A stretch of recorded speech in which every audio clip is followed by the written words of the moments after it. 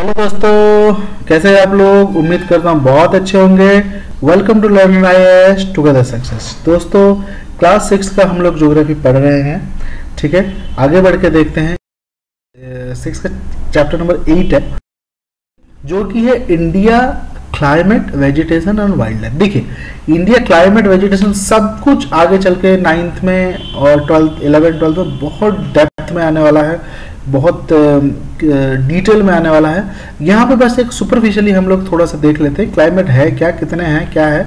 ठीक है, एक जल्दी से एक लुक ओवर ले लेंगे और फिर हम लोग जब 7th और 9th में आ जाएंगे, 9th वाला एनसीईआरटी में, उसमें बहुत डेप्थ में दिया हुआ है। ठीक है दोस्तों, चलिए देख लेते हैं। हम लोग डेली न्यूज पेपर पढ़ते हैं, टीवी देखते हैं। ये एक मेंटेन किया है कि वेदर के बारे में। ठीक है, तो वेदर क्या होता है? वेदर होता है day to day change in the atmosphere. ठीक है, इसको डिफाइन वहां पे करेगा डिटेल में। ठीक है, यहाँ पे जान लीजिए व्हाट इज वेदर। वेदर और क्लाइमेट अलग अलग चीजें होती हैं। ठीक है, वेदर जो होता है वो day to day change in the atmosphere होता है, हर रोज आज वेदर ऐसा है। बट क्लाइमेट एक परमानेंट, एक लंबा दौर तक जो रहता है। ठीक है, day to day change in the atmosphere is called as weather. इसको क्या कहते हैं? इसमें क्या क्या इंक्लूड होता है, चेंज होता है? टेम्परेचर चेंज होता है, रेनफॉल होता है, सनसाइन होता है। ठीक है, for an example, it hot और cold. Today weather is very hot. ठीक है, सनी और क्लाउडी, विंडी और क्लाम। ठीक है, you must have noticed when the continuously for several days you don't need any warm clothes। अगर वेदर कुछ दिन के लिए एक ही वेदर रहे, फिर हम लोग भी एडॉप्ट कर जाते हैं फिर उसके साथ। ठीक है, तो इस तरह से होता है। ठंडी हो, हम लोग गर्म पीना पसंद करते, गर्म हो तो वी चेंज अकॉर्डिंगली। ठीक है, broadly in the major season recognized in India are, हमारे इंडिया में कौन कौन से सीजन देखने को मिलता है? ठीक है, तो ये मिलता है कोल्ड वेदर, विंटर जिसको कहते हैं दिसंबर टू फरवरी रहता है। हॉट वेदर रहता है समर, जिसको मार्च से मई रहता है। साउथ वेस्ट मानसून एक रहता है रेनी, जून टू सितंबर। फिर होता है रिट्रीटिंग मानसून जो वापस जाता है अक्टूबर टू नवंबर। ठीक है, कोल्ड वेदर सीजन और विंटर क्या होता है? During the winter season the sun rays do not fall directly in the region, as a result temperature are quite low in the north India. ठीक है, directly sun rays जो है वो नहीं आ पाती पृथ्वी पर, इसीलिए थोड़ी सी ठंडी रहती है। हॉट वेदर क्या होता है? डायरेक्ट आता है। ठीक है, तो सन रेज डायरेक्टली आ जाता है। ठीक है, तो टेम्परेचर बहुत ज्यादा हाई हो जाता है, तो उसमें जो हवा चलती है वहां पे लू कहते हैं उसको। ठीक है, उसको लू कहा जाता है। ठीक है, जो कि दिन में चलती है, क्योंकि रात को ठंडी पड़ जाती होगी। ठीक है, साउथ वेस्ट मानसून क्या होता है? जो कि नीचे से ऊपर जाता है, सॉरी ऊपर से नीचे आता है। साउथ और वेस्ट, साउथ वेस्ट, ठीक है, नीचे से ऊपर जाता है। ठीक है, दिस सीजन में क्या होता है? Arabian sea and bay of Bengal toward the land. ठीक है, नीचे से ऊपर जाता है, साउथ और वेस्ट, नीचे से हवा ऊपर जाती है समंदर से। ठीक है, दे कैरी मॉइस्ट। ठीक है, मॉइस्ट लेके जाती है, तो ऊपर जाके क्या करेगी? मॉइस्ट जाके माउंटेन बैरियर बनाएगी। ठीक है, तो माउंटेन जो है उसका बैरियर होगा, फिर वहां पे धक्का खाएगी और फिर बारिश बन के गिरेगी। ठीक है, तो बारिश बहुत ज्यादा होता है उस समय। तो रिट्रीटिंग मानसून क्या होता है? तो wind moves back from the mainland to the bay of Bengal. ठीक है, तो ऊपर से लैंड से सी को जाता है फिर वो। ठीक है, रिट्रीटिंग वापस जाता है।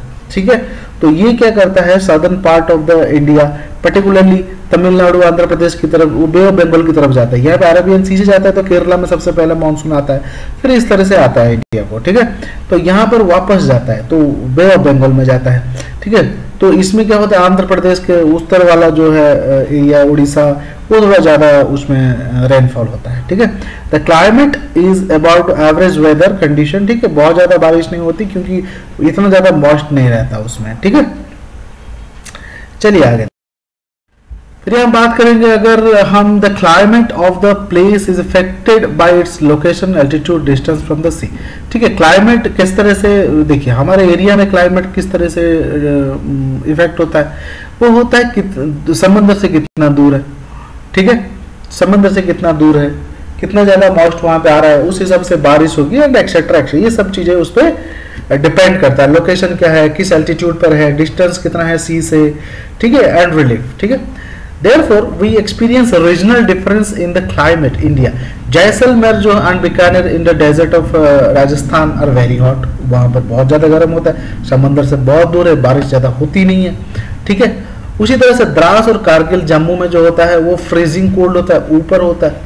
ठीक है, ग्लेशियर के पास बहुत ज़्यादा ठंड है, हिमालय के पास है।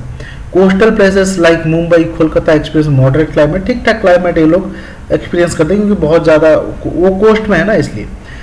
तो उसी तरह से अगर हम मौशिनराम मेघालय की बात करें, वो दुनिया में सबसे ज़्यादा बारिश होने वाला जगह वही है, ठीक है। जैसलमेर में सबसे कम बारिश होने वाला जगह है, ठीक है। और उसी तरह से अगर हम बात करें नेचुरल वेजिटेशन की, अगर बात करें क्या है नेचुरल वेजिटेशन क्या होता है, तो जहाँ पर जैसा क्लाइमेट होगा वहाँ पर उसी तरह से वेजिटेशन होगा। वेजिटेशन मतलब पेड़ पौधे, ठीक है। वहाँ पे किस तरह से होंगे, अगर आप जैसलमेर जाएंगे तो वहाँ पे कैक्टस मिलेंगे, पेड़ पौधे मिलेंगे ही नहीं, बहुत थोड़े से मिलेंगे जो कांटे होंगे। वो क्यों होता है, वो बायोलॉजी में है, थोड़ा सा बता देते हैं। कैक्टस क्या करता है ना, वो उसमें बहुत ज़्यादा लीफ नहीं होते क्योंकि वो अपने क्या करता है, वो वाटर लॉस बचाता है, ठीक है। अगर बड़े बड़े लीफ होंगे वाटर ज़्यादा लॉस होगा, ट्रांसपिरेटरी सिस्टम सब वो सब चीज़ें होता है, ठीक है। तो अगर हम देखें तो उसी हिसाब से होगा, इसको बाद में हम लोग बहुत अच्छे से देखेंगे। ये ट्रॉपिकल रेन फॉरेस्ट है ये वाला, ठीक है।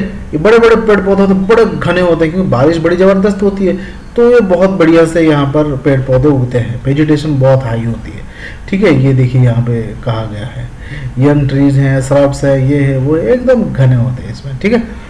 Why are forest are necessary, forest नहीं, अरे भैया फॉरेस्ट बहुत ज़्यादा नेसेसरी है, पेड़ पौधे बहुत। अगर अमेजन ना होता, ठीक है, तो हम लोग वो कहा जाता ना कि there is lungs of the earth, ठीक है। तो ये क्या करता है, कार्बन डाइऑक्साइड, सिंपल सी बात है, वो हमें ऑक्सीजन देती है। कार्बन डाइऑक्साइड तो लेती है, अलग बात है, पर सबसे इंपॉर्टेंट है वो हमें ऑक्सीजन देती है। और इसके रूट्स जो होते हैं ना प्लांट्स के, वो धरती को पकड़े हुए हैं, तो सॉइल यूजर नहीं होता, वरना पूरी पृथ्वी धो जाती, ठीक है। बहुत सारी चीज़ें, इकोनॉमिकल चीज़ें हैं, ठीक है, उससे फर्नीचर बनता है, फ्यूल बनता है, ये वो, मेडिसिन, बहुत इसके यूजेस हैं, इसके अनकाउंटेबल है, ठीक है। तो उसके लिए वन महोत्सव भी बनाया जाता है स्पेशली, ठीक है। तो ये चीज़ें देखिए, ये इसकी उपकारिता है, यहीं पे सब कुछ बता दिया गया है एक ही पिक्चर में। सॉइल बाइंड करता है, ऑक्सीजन देता है, हनी देता है, कई सारे प्रोडक्ट्स हमें देता है, टिम्बर विम्बर, ये सब हमें फ्रूट से, पेड़ से मिलता है। फिर भी लालची इंसान जमीन में घर बना के भाड़ा दे के पैसे कमाने के लिए इसको काट देता है, हमें ये नहीं करना, ठीक है दोस्तों। तो वही वाली बात है, प्लांटेशन करिए, पेड़ लगाइए, पृथ्वी को बचाइए, जितना हरा होगा उतना अच्छी बात है, ठीक है। वाइल्ड लाइफ, फॉरेस्ट में वाइल्ड लाइफ होती है। वाइल्ड लाइफ मतलब क्या है, वन्य जीवाशय, ठीक है, वन्य जीव। अगर बहुत ज़्यादा वन होगा, घना होगा, तो वहाँ पे बहुत सारे जानवर रहेंगे, प्रजाति के पशु पक्षी रहेंगे, जबकि बात तो आपको समझ में आ गया होगा। अब देखिए एक छोटी सी बात ये आती है, आजकल जो है हमारे यहाँ पे आपने सुना होगा बायोडाइवर्सिटी रिजर्व है, अभयारण्य है, कंजर्वेशन है, बहुत सारी स्कीम्स चल रही है आजकल। तो कई जानवर को लेकर ये चल गया, ये टाइगर मिशन है या राइनो मिशन है। क्योंकि इन लोगों की संख्या कम हो रही है। क्यों कम हो रही है, इसके कई सारे कारण हैं। कुछ मुख्य कारण ये है, सबसे पहली बात है हैबिटेशन उनका खत्म हो रहा है। हैबिटेशन मतलब वो जहाँ रहते हैं, जैसे हम लोग घर पे रहते हैं, जंगल उनका घर है, हैबिटेशन है, वही नहीं रहेगा तो वो कहाँ रहेंगे, है कि नहीं। जैसे गिर फॉरेस्ट है गुजरात का, एशियाटिक लायन वहाँ पे सबसे ज्यादा है। गिर फॉरेस्ट को काट दोगे तो लायन कहाँ जाएंगे, खत्म हो जाएंगे, मर जाएंगे। और जब वो दिखने लगते हैं तो वो फिर जहाँ पे पॉपुलेटेड, जहाँ पे ह्यूमन रहते हैं वहाँ पे आने लगते हैं, तो लोग मार देते हैं। ये एक सबसे बड़ा रीजन है, ठीक है, मेन कार्डिनल रीजन यही है। और दूसरी बात है पोचिंग, मतलब इलीगल तरह से मार देना, ठीक है।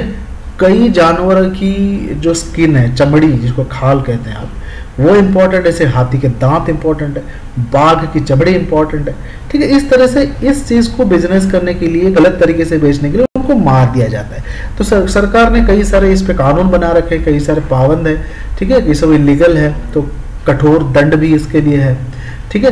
बट इस चीज़ को समझना चाहिए लोगों को, ठीक है। तो इस तरह से इसको बहुत आगे हम बहुत अच्छे से देखेंगे क्या है क्या नहीं है, ठीक है।